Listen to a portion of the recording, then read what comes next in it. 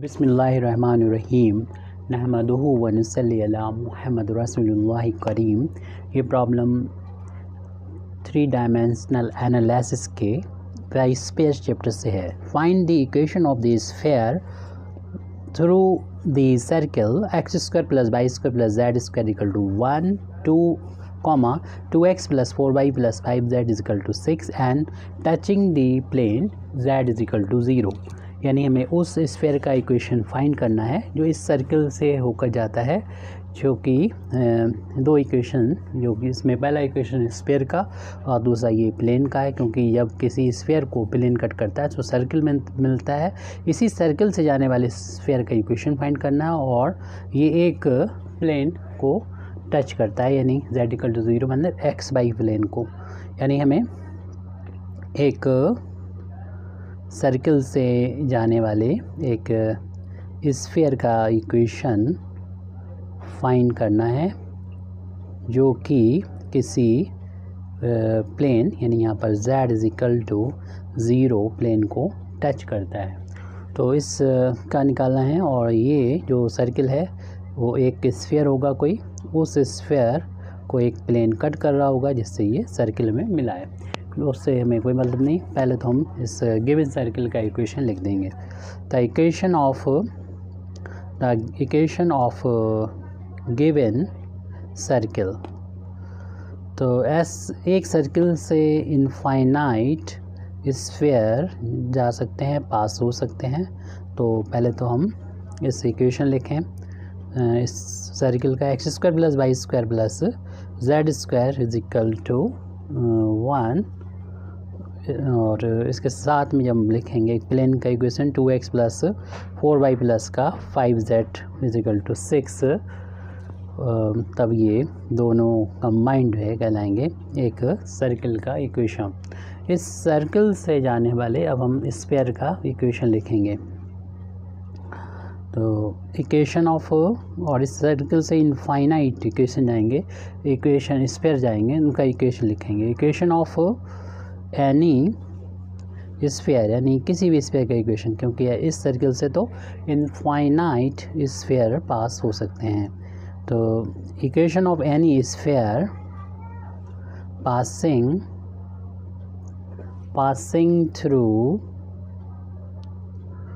passing through the given circle is, तो आप इस तरीके से लिखेंगे कि राइट हैंड साइड में 0 बना देंगे, 1 को लेफ्ट में ले आएंगे तो माइनस हो जाएगा। स्फीयर का इक्वेशन पहले लिखेंगे x square plus y square plus z square minus 1। इतना जो है इस सर्कल में ये पहला वाला इक्वेशन स्फीयर का है और दूसरा प्लेन का इक्वेशन है, और दोनों में हम राइट हैंड साइड में 0 बना लेंगे। इसको हमने इधर ले गए और लेमडा से दोनों को ऐड कर देंगे, यानी 6 को अब राइट हैंड साइड में ले जाएंगे तो हमें मिल जाएगा 2x plus 4y plus 5z minus 6, और राइट हैंड साइड में लिख देंगे 0। ये एक स्फीयर का इक्वेशन आ गया। इनमें से लेमडा की एक ऐसी वैल्यू जो दी गई कंडीशन, जो गिवन क्वेश्चन है उसमें जो कंडीशन दे रखी है उसको जो सेटिस्फाई करेगा, तो वो उस सेटिस्फाई करने वाले उस कंडीशन को सेटिस्फाई करने वाला एक स्फीयर ही हमारा रिक्वायर्ड स्फीयर होगा। वैसे तो लेमडा की इनफाइनाइट वैल्यू दी जा सकती है और हर एक वैल्यू के लिए ये एक स्फीयर को डिनोट करेगा, लेकिन हमें जो रिक्वायर्ड है वो इस कंडीशन को, वो कंडीशन क्या है कि ये स्फीयर ऐसा होगा कि z is equal to 0 plane इसको टच करेगा। तो पहले तो हम इस स्फीयर के इक्वेशन को हम जनरल इक्वेशन ऑफ स्फीयर से कंपेयर करेंगे, इसलिए इसको उसी फार्म में लिख दें, यानी x square plus y square plus z square, उसके बाद x का कोफिशिएंट जो कि यहाँ पर है 2 लेमडा x और यहाँ पर हो जाएगा 4 लेमडा y। लेमडा के अंदर मल्टीप्लाई कर रहे हैं तो प्लस का 5 लेमडा z, और कांस्टेंट देख रहे हैं यहाँ पर माइनस का हो जाएगा 6 लेमडा, और ये माइनस का 1 राइट हैंड साइड में है 0। तो इस इक्वेशन की हम कंपेयर कर लेंगे जनरल इक्वेशन ऑफ स्फीयर से, यानी x square plus y square plus z square plus 2ux plus 2 v y plus 2wz plus d is equal to 0, ये जनरल इक्वेशन ऑफ स्फीयर है। इस इक्वेशन से हम जब कंपेयर करेंगे तो x का कोफिशिएंट यहाँ पर देख रहे हैं 2u है, यहाँ पर x का कोफिशिएंट 2 लैम्डा है, तो लिख देंगे हम यहाँ पर 2u is equal to 2 lambda. इसी तरीके से नेक्स्ट में 2v की वैल्यू हो जाएगी 4 लैम्डा। और फिर देखिए ये y का कोफिशिएंट हमने कलेक्ट कर लिया है कि यहाँ पर y का कोफिशिएंट 2v था और उधर है यहाँ पर देख रहे हैं y का कोफिशिएंट 4 लैम्डा है। ऐसे ही यहाँ पर z का कोफिशिएंट 2w है, इधर 5 लैम्डा है। 2w की वैल्यू जो है 5 लैम्डा के इक्वल हो जाएगी। राइट हैंड साइड में देख रहे हैं d की जो वैल्यू है माइनस का 6 लैम्डा -1 के इक्वल है। देखिए यहाँ पर जो कांस्टेंट टर्म है d और इधर है ये -6 लैम्डा माइनस का 1। तो यहाँ से हम वैल्यू फाइंड कर सकते हैं u की। 2 से 2 कैंसिल होने पर लैम्डा आ जाएगा, 2 से 4 कैंसिल हो जाएगी, v की वैल्यू हो जाएगी 2 लैम्डा। ऐसे w की वैल्यू निकालना 2 से डिवाइड कर देंगे, 5/2 लैम्डा आ जाएगा। d की वैल्यू हमारी लिखी हुई है। अब इसकी वैल्यू हमने इसलिए फाइंड की है, अब हम स्फीयर जो स्फीयर इक्वेशन हम अगर इसको 2 डालें, इस जो मेरे लास्ट में इक्वेशन आया है जिसका हमें इक्वेशन फाइंड करना है स्फीयर का, बस ये तो इनफाइनाइट स्फीयर है, इनमें से हम रिक्वायर्ड जो स्फीयर है वो इक्वेशन नंबर 2 से ही मिलेगा लैम्डा की किसी वैल्यू को देकर। कौन सी वैल्यू देंगे? जो z इक्वल टू 0 प्लेन को टच करेगा स्फीयर, उसके लिए उस कंडीशन को सेटिस्फाई करने पर जो मिलेगी।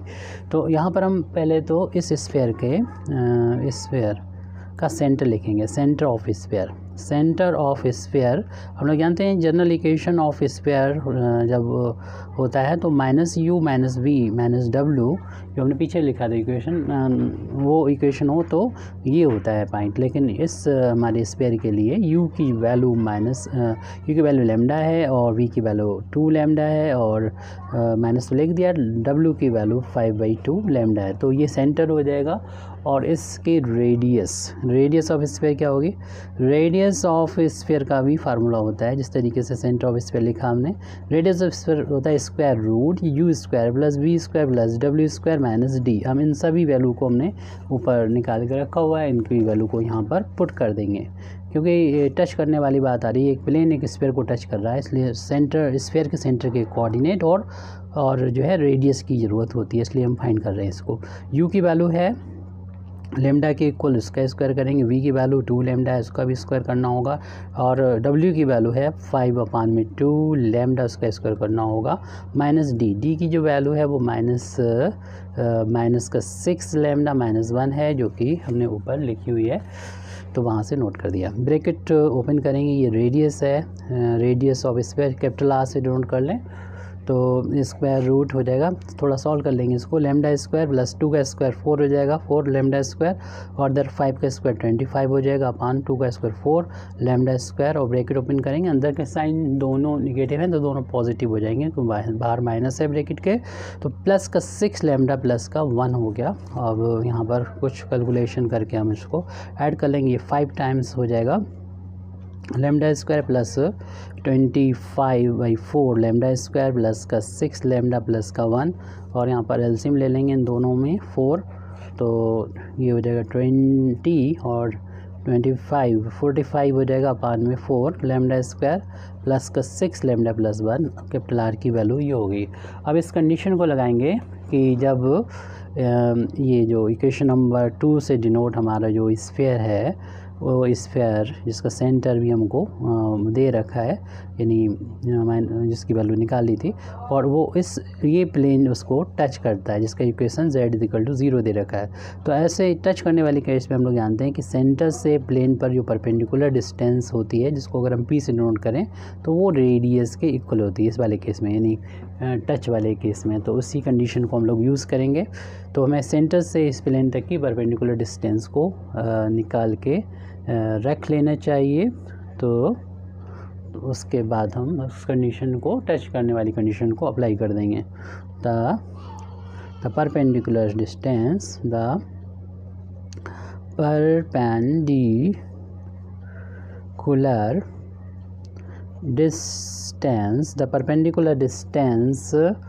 of plane plane z is equal to 0 from the center of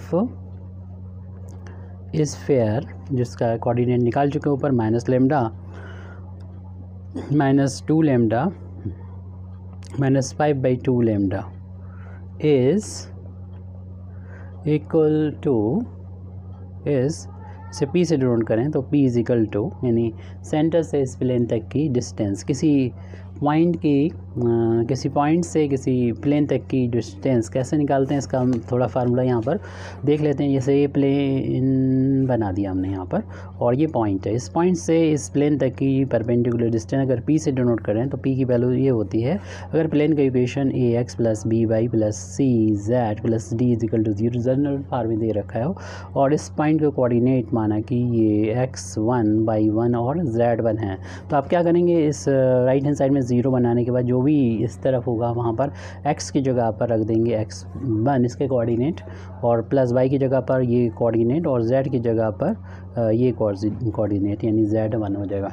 और फिर अपान में रख देंगे अंडर रूट x का जो कोफिशिएंट है उसका स्क्वायर, y को कोफिशिएंट का स्क्वायर और z के कोफिशिएंट का स्क्वायर। तो ये इस पॉइंट से इस प्लेन तक की परपेंडिकुलर डिस्टेंस आ जाएगी। हमारा ये प्लेन बहुत ही सिंपल है, सिर्फ z इक्वल टू 0 है तो हमें ज़्यादा कुछ नहीं करना होगा। तो बस क्या करना है, प्लेन में जहाँ पर भी z है वहाँ पर z की जगह पर आपको क्या रखना है, ये रखना है z कोऑर्डिनेट जो कि माइनस के 5/2 अपान लेमडा है, और ये डिस्टेंस हमेशा पॉजिटिव ही होती है तो मॉड लगा लें यहाँ पर, और स्क्वायर रूट x के कोफिशिएंट, क्योंकि प्लेन में हमारा बहुत सिंपल है, x का कोफिशिएंट नहीं है तो x का टर्म नहीं है तो उसका कोफिशिएंट 0 होगा, y का कोफिशिएंट भी 0 हो जाएगा, z का टर्म है तो उसका कोफिशिएंट यहाँ पर 1 होगा, तो 1 का स्क्वायर करेंगे 1 ही आएगा। तो p की वैल्यू बहुत सिंपल फार्म में आ गई, मॉड की वजह से ये प्लस बन जाएगा 5/2 लेमडा, 1 से डिवाइड करेंगे, √1 का वैल्यू 1 होगी, 1 से डिवाइड करेंगे तो इतनी आ जाएगा। और फिर हम यहाँ पर इस कंडीशन को जानते हैं, सिंस प्लेन जो है बता दिया गया z इक्वल टू 0 टच कर रहा है, टचेस द स्फीयर का इक्वेशन ये हमें गिवन है कंडीशन, जिसके अकॉर्डिंग हमें लेमडा की जिस वैल्यू मिलेगी, z equal to 0 touches the sphere, जो इक्वेशन नंबर 2 से डिनोट है। देयरफॉर हम लोग जानते हैं तो r की वैल्यू p के इक्वल होगी, r रेडियस ऑफ स्फीयर है और p हम लोग पीछे लिख चुके हैं, बता चुके हैं कि सेंटर ऑफ स्फीयर से प्लेन तक की परपेंडिकुलर डिस्टेंस है। कैपिटल R की वैल्यू थी square root 45/4 lambda square 6 lambda + 1 और राइट हैंड साइड में ये 5/2 अपान लेमडा है। दोनों स्क्वायर रूट कटाने के लिए, लेमडा की वैल्यू निकालने के लिए दोनों तरफ स्क्वायर कर देंगे तो लिख देंगे स्क्वायरिंग बोथ साइड्स, दोनों तरफ स्क्वायर कर देंगे। अगर कोई कैलकुलेशन में मिस्टेक हो तो आप यहाँ पर बता सकते हैं, क्योंकि गलती किसी से भी हो सकती है। इसका स्क्वायर करेंगे 25/4 और लेमडा स्क्वायर, और इसको एक ही साइड कर लेंगे। अपान से 4 हटाने के लिए पहले ऐसे करते हैं, 4 से पूरी इक्वेशन को मल्टीप्लाई कर देते हैं तो ये आ जाएगा 45 lambda square plus 24 lambda plus का 4 is equal to 25 lambda square. इसको जो ट्रांसपोज करेंगे 45 माइनस हो जाएंगे, 25 माइनस हो जाएंगे तो बचेगा 20 lambda square plus 24 lambda plus 4 is equal to 0 बचेगा। इसे ट्रांसपोज होकर माइनस करने पर सिंपल बनाने के लिए पूरे इक्वेशन को 4 से डिवाइड कर दीजिए, 5 लेमडा स्क्वायर प्लस का 6 lambda plus 1 is equal to 0 और इसके फैक्टर हो जाएंगे। 5 lambda square plus 5 lambda plus lambda कर सकते हैं 6 लेमडा को प्लस 1 इज इक्वल टू 0, इन दो में से कॉमन ले लीजिए 5 लेमडा तो बचेगा यहाँ पर लेमडा प्लस 1 और यहाँ पर कुछ नहीं कॉमन तो 1 कॉमन तो लेमडा प्लस का 1 इज इक्वल टू 0। इनमें से कॉमन ले लेंगे हम लेमडा प्लस 1 तो इधर बचेगा हमारे पास 5 lambda plus 1 is equal to 0। तो इस तरीके से इसको जब 0 के बराबर रखेंगे तो लेमडा की वैल्यू मिलेगी -1, इसको जब 0 के बराबर पुट करेंगे तो लेमडा की वैल्यू मिलेगी -1/5। तो लेमडा की इन वैल्यू को रखने पे हमें 2 स्फीयर के इक्वेशन यानी इस कंडीशन को सेटिस्फाई करने वाले 2 स्फीयर मिल जाएंगे कि इस कंडीशन को सेटिस्फाई करते होंगे। तो हम इक्वेशन नंबर 2 में लेमडा की वैल्यू पुट करके 2 इक्वेशन निकाल लेंगे। तो सबसे पहले lambda is equal to -1 put करेंगे तो लेमडा की वैल्यू -1 यहाँ पर हमें पुट करना होगी। तो लेमडा की वैल्यू -1 यहाँ पर हम लोग पुट करने वाले हैं। ये मैं कॉपी चेंज करनी हो रही है। तो यहाँ पर लेमडा की अच्छी बात है।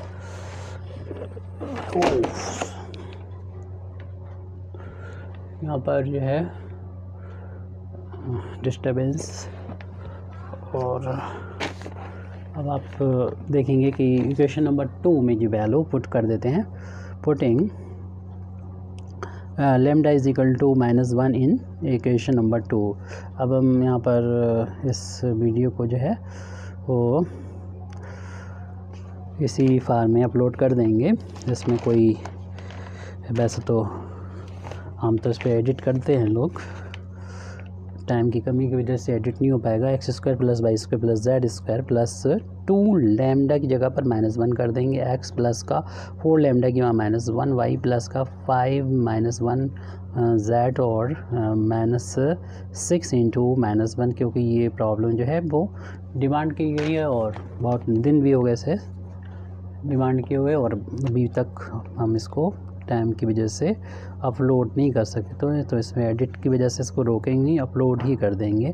माइनस का 2x और माइनस का ये 4y हो जाएगा, माइनस का 5z और ये माइनस प्लस का 6 -1 = 0। एक इक्वेशन नंबर 3 से डिनोट हो गया है। और जब हम पुट करेंगे दूसरी लेमडा की value, putting lambda is equal to -1/5 in equation number 2, तो हमें दूसरा एक स्फीयर का इक्वेशन मिल जाएगी। इक्वेशन नंबर 2 हमारे सामने ये लिखा हुआ है जो दूसरी कॉपी में हमारे, तो आप देख लीजिएगा पीछे, और इसमें लिख देंगे x² प्लस का y²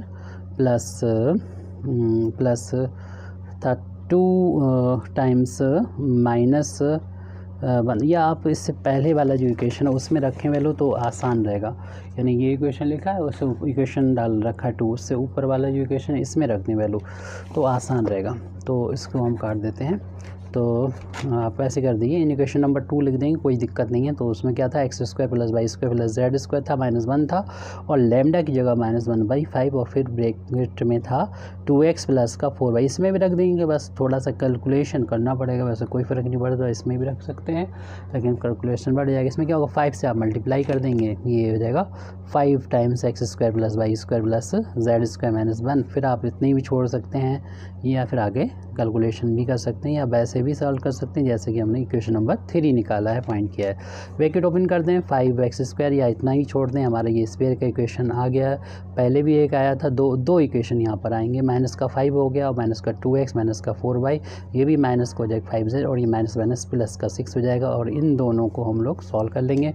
तो आ जाएगा स्फीयर का 5x² 5y² प्लस का 5z², और माइनस का 2x, माइनस का 4y, माइनस का 5z, और इन दोनों का डिफरेंस +1 हो जाएगा। स्फीयर के इक्वेशन में खास बात होती है कि x² का कोएफिशिएंट, y² का कोएफिशिएंट और z² का कोएफिशिएंट इक्वल होते हैं। यहाँ पर 5 5 है और वहाँ पर 1 1 है, और यहाँ पर कोई भी xy yz zx का टर्म नहीं है, जैसे कि जनरल इक्वेशन ऑफ स्फीयर में हम लोगों ने कंपेयर करा था, उसमें देखिएगा किस बारे में स्फीयर का क्वेश्चन होता है। Thank you very much Indeed for listening me, व आखिरु दावाना अल्हम्दुलिल्लाहि रब्बिल आलमीन। इक्वेशन नंबर 3 और 4 हमारे रिक्वायर्ड आंसर हैं। Thank you very much.